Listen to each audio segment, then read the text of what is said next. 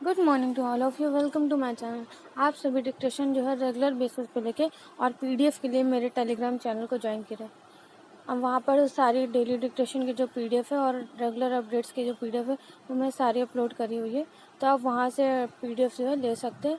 इसके लिए आप टेलीग्राम पे सर्च करेंगे यूज़र नेम स्टेनो विद श्रद्धा, तो चैनल का नेम शो करेगा, तो आप वहाँ से इसको ज्वाइन कर सकते हैं और डेली डिक्टेशन लिखें और वहाँ से टेलीग्राम से पीडीएफ लेकर उसे चेक करें। और साथ ही साथ आप मुझे खबरी ऐप पे भी फॉलो कर सकते हैं। मैं वहाँ पर भी डिक्टेशन अपलोड करती हूँ, तो आप और भी डिक्टेशन लिखना चाहते हैं तो मुझे वहाँ पर भी फॉलो कर सकते हैं। और साथ ही साथ जो भी इस चैनल पर नया है वो सभी इस चैनल को सब्सक्राइब करें और नोटिफिकेशन बेल को भी प्रेस करें। नाउ डिक्टेशन स्टार्ट करते हैं। डिक्टेशन स्टार्ट होगी 5 सेकेंड बाद, जिसकी स्पीड रहेगी 100 वर्ड पर मिनट। स्टार्ट। इजराइल और फिलिस्तीन में एक हफ्ते से चल रहे हिंसा के तांडव ने दुनिया की चिंता बढ़ा दी है। दोनों तरफ से हो रहे हवाई और रॉकेट हमलों में 100 से ज़्यादा लोग मारे जा चुके हैं। दर्जनों इमारतें ध्वस्त हुई, हजारों बेघर लोग पलायन को मजबूर हैं। इजराइल में कमोबेश गृह युद्ध के उसी तरह के हालात हैं जैसे 1948 के इजराइल अरब देशों के युद्ध के दौरान पैदा हुए थे। अफसोस की बात है कि 21वीं सदी की दुनिया में आदिम युग जैसी हिंसा का खौफनाक खेल खेला जा रहा है। समस्याओं को हिंसा से निपटाने की प्रवृत्ति बढ़ रही है। पैराचेंज। सभ्यता के विकास के साथ दुनिया को इस पाशविक प्रवृत्ति से आज़ाद होना जाना चाहिए था, लेकिन देशों समाजों के विभिन्न तबकों के बीच भाईचारे और सौहार्द के बजाय हिंसा कुंडली मारकर बैठ गई है। जरा सी हवा पाते ही यह फुफकार उठती है। यह विकास की अधकचरी समझ का नतीजा है कि हिंसा को समस्याओं से निपटने का आखिरी रास्ता मान लिया जाता है। सबसे ज़्यादा अफसोस की बात यह है कि संयुक्त राष्ट्र के साथ साथ जिन बड़े देशों पर अंतर्राष्ट्रीय शांति बरकरार रखने की जिम्मेदारी है, उन्होंने अब तक इजराइल और फिलिस्तीन में लगी आग बुझाने की कोई ठोस पहल नहीं की है। इसके बजाय वे पक्ष प्रतिपक्ष में लामबंद हो रहे हैं। इजराइल के प्रधानमंत्री बेंजामिन नेतन्याहू ने रविवार को एक ट्वीट में समर्थन के लिए America, Australia, Cyprus, Georgia, Germany, Italy, Ukraine समेत 25 देशों के प्रति जो आभार प्रदर्शन किया, उससे साफ हो जाता है कि कुछ बड़े देशों के लिए हिंसा भी गुटबाजी के प्रदर्शन का मौका है, जबकि बरसों से जारी लड़ाई के स्थायी समाधान के लिए दरकार निष्पक्ष व तटस्थ नजरिए की है। पैराचेन। ताजा हिंसा पर भारत सरकार की अधिकृत प्रतिक्रिया भले न आई हो, भारत विभिन्न अंतर्राष्ट्रीय मैचों से इजराइल और फिलिस्तीन में शांति बहाली पर जोर देता रहा है। संयुक्त राष्ट्र में भारत के स्थायी प्रतिनिधि टी.एस. त्रिमूर्ति ने 11 मई को सुरक्षा परिषद की बैठक में शांति वार्ता फिर शुरू करने पर जोर देते हुए कहा कि इस समय सभी पक्षों को संयम बरतना चाहिए। उन्होंने सुरक्षा परिषद के प्रस्ताव नंबर 2334 के पालन पर भी जोर दिया। यह प्रस्ताव 2016 में पारित किया गया था। इसमें कहा गया था कि यरूशलेम समेत 1967 के बाद के कब्जे वाले फिलिस्तीनी इलाकों में बसाई गई इजरायली बस्तियां अंतर्राष्ट्रीय कानून का उल्लंघन थी। आग में घी डालने के बजाय बड़े देशों को भी शांति वार्ता के लिए जमीन तैयार करने की कोशिशों में जुटना चाहिए। संयुक्त राष्ट्र को फौरी तौर पर अपनी टीमों को शांति मिशन पर रवाना कर देना चाहिए।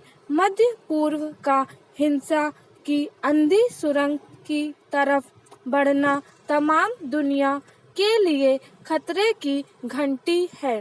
बेशक सभी देश इस समय कोरोना से युद्ध में व्यस्त हैं, लेकिन दुनिया में कहीं भी किसी और युद्ध की आशंकाओं को टालना सभी देशों की सामूहिक जिम्मेदारी है। स्टॉप। नेक्स्ट स्टार्ट होगी 5 सेकंड बाद, जिसकी स्पीड भी रहेगी 80 वाट पर मिनट। स्टार्ट। हालांकि कुछ दिनों से देश में कोरोना संक्रमण की दर पहले की तुलना में घटती हुई दर्ज हो रही है, मगर गांवों में फैल गई इस महामारी से सरकारों के माथे पर स्वाभाविक ही चिंता की लकीर गहरा गई है। कुछ राज्यों में स्थिति बहुत बुरी है। इसे लेकर प्रधानमंत्री ने भी राज्यों के मुख्यमंत्रियों को अतिरिक्त सतर्कता बरतने की सलाह दी और केंद्रीय स्वास्थ्य मंत्री ने सबसे अधिक प्रभावित 4 राज्यों के स्वास्थ्य मंत्रियों के साथ बैठक की। दरअसल महाराष्ट्र, गुजरात और उत्तर प्रदेश जैसे कुछ राज्यों में स्थिति काबू से बाहर हो गई है। खासकर उत्तर प्रदेश में इलाज न मिल पाने की वजह से इतनी अधिक मौतें हो रही हैं कि मृतकों का अंतिम संस्कार करना भी मुश्किल बना हुआ है। बहुत सारी लाशें गंगा में बहा दी जा रही हैं। इस घटना ने पूरी दुनिया का ध्यान खींचा है। इसे लेकर उत्तर प्रदेश सरकार कुछ सतर्क हुई है। मुख्यमंत्री ने कुछ शहरों का दौरा कर वहां की स्वास्थ्य सुविधाओं का जायजा लिया। हर जिले में शिकायत केंद्र बनाए गए हैं और प्रशासन को चौकन्ना कर दिया गया है, पर देखना है वहां गांवों में फैल रहे इस संक्रमण पर किस तरह और कब तक काबू पाया जा सकता है। पैराचेन। कोरोना की पहली लहर के समय की चिंता जताई जा रही थी कि अगर यह संक्रमण गांवों में फैलना शुरू हो गया तो उस पर काबू पाना मुश्किल हो जाएगा, क्योंकि ग्रामीण भारत में स्वास्थ्य सुविधाएं पहले ही सबसे खराब स्थिति में हैं। मगर उस समय भी मुख्य रूप से इस संक्रमण को रोकने की तैयारियां शहरों में ही केंद्रित रहीं। गांवों में इसके लिए कोई एहतियाती उपाय नहीं किए गए। फिर जैसे ही पहली लहर का रुख उतार पर हुआ और पूर्णबंदी हटा ली गई, लोग सामान्य दिनों की तरह ही भीड़ भाड़ लगाते दिखाई देने लगे।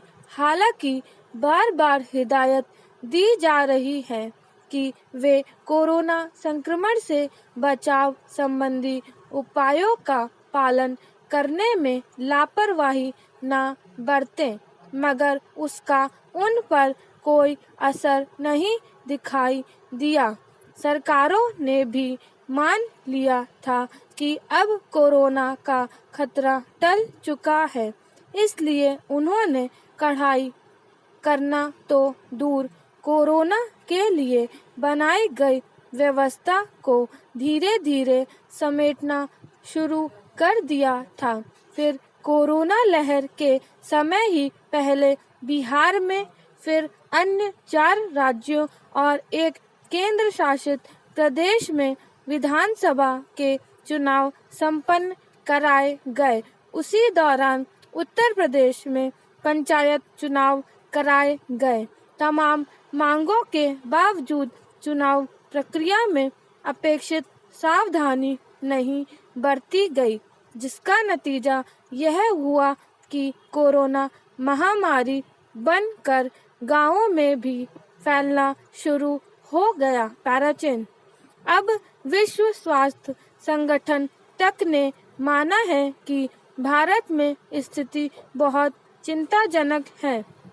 कोरोना की दूसरी लहर पहले की अपेक्षा ज़्यादा खतरनाक रूप में प्रकट हुई है। अभी तीसरी लहर की आशंका जताई जा रही है। ऐसे में अगर ग्रामीण इलाकों में फैली इस महामारी पर काबू नहीं पाया गया तो भारी तबाही की आशंका जताई जा रही है, मगर राज्य सरकारें इसके लिए कितनी तैयार हैं, अभी दावा नहीं किया जा सकता। कई सरकारें बीमारी पर काबू पाने के बजाय आंकड़ों को छिपाने पर अधिक जोर देती देखी जा रही है। जैसे भी हो, जब तक गांवों में स्वास्थ्य सुविधाएं पहुंचाने, टीकाकरण, जांच और उपचार संबंधी सुविधाओं पर गंभीरता से ध्यान नहीं दिया जाएगा, यह महामारी कब फिर से और तबाही मचाना शुरू कर देगी, कहना मुश्किल है। स्टॉप।